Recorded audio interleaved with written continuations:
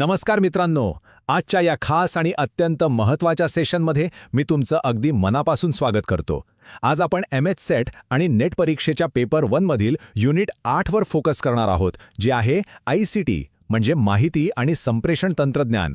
अगदी सोप्या आणि स्पष्ट मराठी भाषेत कन्सेप्ट्स आणि काही भन्नाट ट्रिक्स वापरून आपण हा विषय असा काही पक्का करणार आहोत ना की तुमचे हक्काचे मार्क्स कुठेच जाणार नाहीत. चला तर मग लगेच सुरुवात करूया. बरं, आज आपण नेमकं काय काय कव्हर करणार आहोत याची एक छोटीशी रूपरेषा पाहूया. आपण इंटरनेट आणि इंट्रानेट, ईमेलची संपूर्ण संकल्पना आणि त्याची रचना, अत्यंत महत्त्वाचे असे email protocols, audio video conferencing आणि शेवटी सिंक आणि असिंक तंत्रज्ञान समजून घेणार आहोत. हे 5 टॉपिक्स तुम्ही नीट समजून घेतले की परीक्षेत येणारे प्रश्न तुम्हाला अगदी सहज सोडवता येतील. तर आपला पहिला टप्पा आहे इंटरनेट आणि इंट्रानेट. आता बघा, आधुनिक जगातल्या सर्व डिजिटल संवादाचा हाच तर खरा पाया आहे. पण परीक्षेत यावर जे प्रश्न येतात तिथेच आपला थोडा गोंधळ उडतो. तोच गोंधळ आज आपण दूर करणार आहोत. आता या 2 शब्दांमधला फरक अगदी सोप्या भाषेत सांगायचं झाला तर, इंटरनेट हे सर्वांसाठी आहे. ते एक सार्वजनिक किंवा पब्लिक जागतिक नेटवर्क आहे. कोणीही ते वापरू शकतं. पण इंट्रानेटचं तसं नसतं. इंट्रानेट हे पूर्णपणे खाजगी असतं, म्हणजे प्रायव्हेट. ते केवळ एखाद्या विशिष्ट संस्थेपुरतं किंवा कंपनीपुरतंच मर्यादित असतं. बाहेरच्या कोणत्याही व्यक्तीला या इंट्रानेटमध्ये अजिबात प्रवेश नसतो. अगदी सिंपल, राईट? आता यातली सर्वात महत्त्वाची गोष्ट, ज्यावर परीक्षेत हमखास प्रश्न विचारला जातो, इंटरनेट हे जागतिक पातळीवर पसरलेलं आहे. त्यामुळे ते वॅन म्हणजेच वाईड एरिया नेटवर्कचं उदाहरण आहे. आणि इंट्रानेट हे एका मर्यादित जागेत म्हणजे एखाद्या ऑफिसमध्ये असतं, म्हणून ते लॅन म्हणजेच लोकल एरिया नेटवर्कच्या स्वरूपात असतं. हा पब्लिक विरुद्ध प्रायव्हेट आणि वॅन विरुद्ध लॅन हा मुख्य फरक अगदी डोक्यात फिट करून ठेवा. बरं, परीक्षेच्या वेळी बहुपर्यायी प्रश्नांमध्ये आपला जो गोंधळ होतो ना, तो टाळण्यासाठी मी तुम्हाला एक भन्नाट ट्रिक सांगतो. या नेटवर्क्सची व्याप्ती किंवा साईज लक्षात ठेवा. लॅन म्हणजे काय, तर फक्त तुमचं एखादं ऑफिस किंवा बिल्डिंग. मॅन म्हणजे काय, तर मेट्रोपॉलिटन म्हणजे तुमचं संपूर्ण शहर. आणि वॅन म्हणजे थेट संपूर्ण जग किंवा आपले इंटरनेट. ही छोटीशी ट्रिक लक्षात ठेवलीत की आकारावर आधारित कोणताही प्रश्न तुम्ही अक्षरशः सेकंदात सोडवू शकाल. चला, आता आपण आपल्या दुसऱ्या टॉपिककडे वळूया, जो आहे ईमेलची संकल्पना आणि त्याची रचना. माहिती आणि संप्रेषण तंत्रज्ञानात ईमेल हा सर्वात जास्त वापरला जाणारा प्रकार आहे. आणि म्हणूनच एमएच सेटच्या अभ्यासक्रमात यावर विशेष भर दिलेला आपल्याला दिसून येतो. ईमेल म्हणजेच इलेक्ट्रॉनिक मेल हा असा एक डिजिटल मार्ग आहे ज्याच्या मदतीने आपण जगात कुठेही बसलेल्या व्यक्तीला सेकंदात संदेश पाठवू शकतो. पण याची तांत्रिक रचना कशी असते? ती अगदी साधी आहे. याचे प्रामुख्याने 3 भाग पडतात. पहिला म्हणजे युजर नेम किंवा वापरकर्त्याचं नाव, त्यानंतर मधोमध असणारं @ हे चिन्ह आणि सर्वात शेवटी डोमेन नेम सिस्टम, जसं की gmail.com किंवा yahoo.com. हे 3 भाग मिळून तुमचा पूर्ण ईमेल आयडी तयार होतो. आता ईमेलच्या हेडरमधले घटक समजून घेणं अतिशय महत्त्वाचं आहे. फ्रॉम म्हणजे प्रेषक, जो मेल पाठवतोय, आणि टू म्हणजे प्राप्तकर्ता, ज्याला तो मेल मिळणार आहे. इथपर्यंत ठीक आहे. पण परीक्षेमध्ये सर्वात जास्त प्रश्न कशावर येतात, तर सीसी आणि बीसीसीवर. सीसी म्हणजे कार्बन कॉपी, ज्यामध्ये ज्यांचे ईमेल पत्ते टाकलेत ते एकमेकांना दिसतात. पण गोपनीयतेसाठी म्हणजेच प्रायव्हसीसाठी आपण बीसीसी वापरतो. बीसीसी म्हणजे ब्लाइंड कार्बन कॉपी. यात टाकलेले ईमेल पत्ते इतर कोणालाही अजिबात दिसत नाहीत. हा गोपनीयतेचा मुद्दा तुम्ही अगदी पक्का लक्षात ठेवा.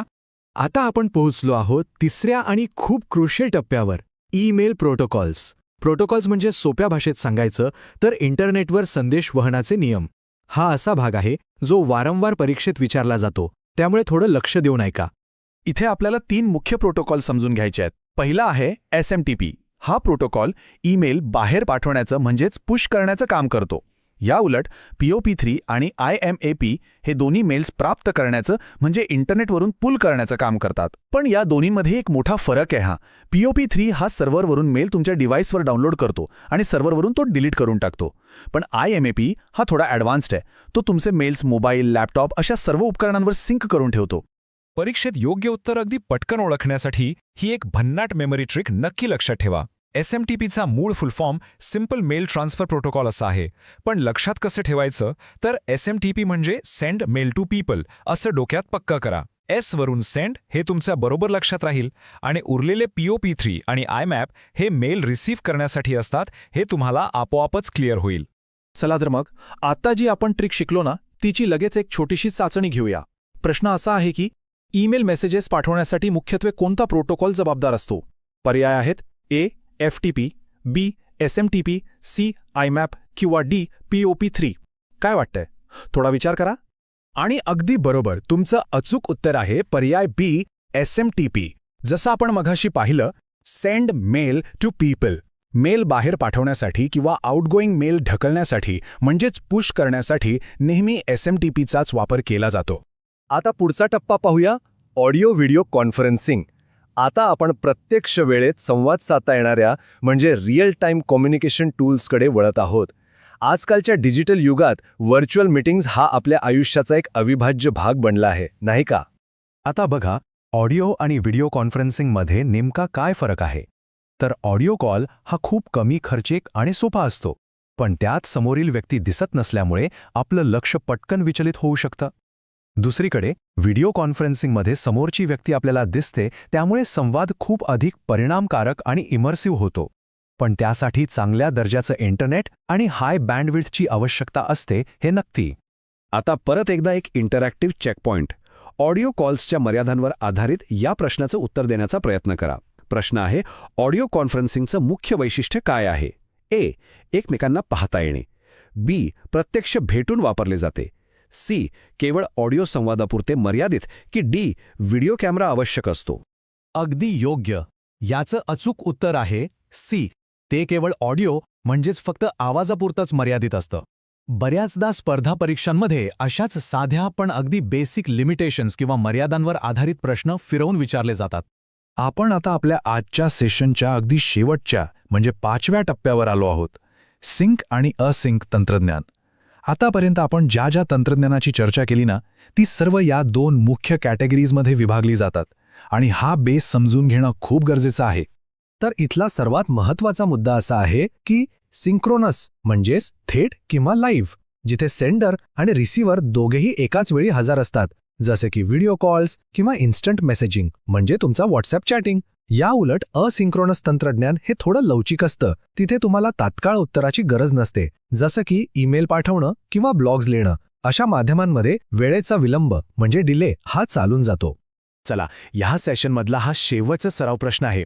सिंक आणि असिंकची ही कन्सेप्ट पक्की करण्यासाठी ह्या प्रश्नाचं उत्तर द्या पाहू. सिंक्रोनस तंत्रज्ञानाचं अचूक उदाहरण कोणतं आहे? A. Email, B. Blogs, C. Video conferencing की डी. विकीज? आणि बरोबर उत्तर आहे सी. Video conferencing. परीक्षा केंद्रात बसल्यावर हा एक सुवर्ण शॉर्टकट कायम आठवा. प्रश्नात सिंक दिसलं की लगेच लाईव्ह संवादाचा विचार करायचा आणि असिंक दिसलं की विलंबित किंवा डिलेड संवादाचा विचार करायचा. एवढं लक्षात ठेवलं तरी खूप आहे. आजच्या या सत्राचा शेवट आपण एका थोड्याशा वेगळ्या विचार करायला लावणाऱ्या प्रश्नाने करूया. आजकाल तंत्रज्ञान किती वेगाने बदलत आहे. आता AI आधारित नॉईज कॅन्सलेशन आणि VR म्हणजे व्हर्च्युअल रियालिटीच्या जगात इतकी प्रगती होत आहे, तर मग ईमेलसारखी असिंक्रोनस साधने भविष्यात खरंच टिकून राहतील की ती पूर्णपणे कालबाह्य होतील? याचा विचार नक्की करा. मला खात्री आहे की आजची ही माहिती तुमच्या अभ्यासासाठी नक्कीच फायदेशीर ठरेल. आगामी MHSET आणि नेट परीक्षेसाठी तुम्हा सर्वांना खूप खूप शुभेच्छा.